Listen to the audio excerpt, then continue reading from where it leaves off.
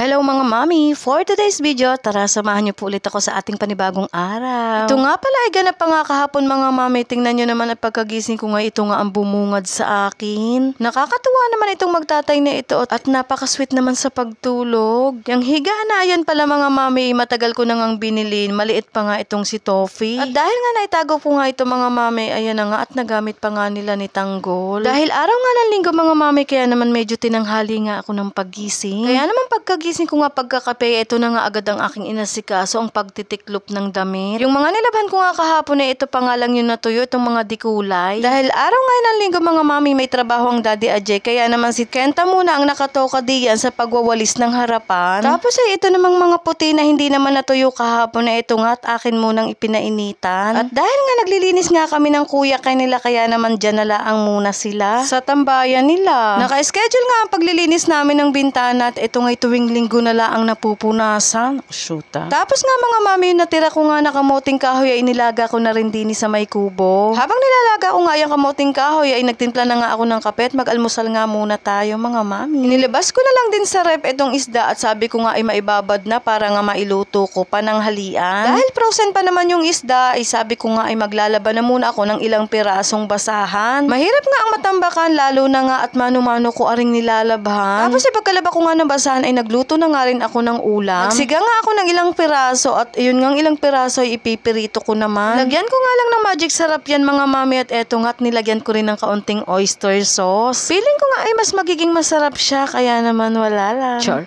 Sa totoo lang mga mami, masarap nga maglagay ng oyster sauce bago ipirito kaya naman kung gusto nyo na, try nyo na din. Maya-maya naman ay sinilong ko na rin itong aking mga sinampay. Dahil pinaarawan ko lang naman saglit yan. Dahil araw nga ng linggo ang mga batang ito'y walang pasok kaya naman sabi ko ngay wag magpainit at pumirmi kami din sa bahay. Dahil nga natutulog ang Daddy Ajay nila dun sa may sala, bawal daw maingay kaya dito na lang kami din sa may kwarto. Tapos ay nung napagod na nga kami kaka-cellphone ay nagmerienda nga kami. Nakulangan nga kami sa isang balot na caramel bar kaya naman naisipan ko nga lagyan ng gatas at asukal itong kamoting kahoy. Dinurog-durog ko na lang muna siya mga mami bago ko nga inilagay itong gatas. Tapos ay saka ko nga inilagay yung asukal. Maliit nga yung butas ng lata kaya naman ito nga at nilakihan ko para naman mabilis kong mailagay. Bali yung nilagay ko nga palang gatas mga mami ay yung ube condensed creamer. Hinalo-halo ko nga lang siya mga mami at ayan na nga yung naging resulta. Hindi ko nga siya masyadong nadurog mga mami at kung mapapansin nyo nga ay may buo-buo pa. Pero okay lang naman yan mga mami, ang mahalaga nga ay masarap.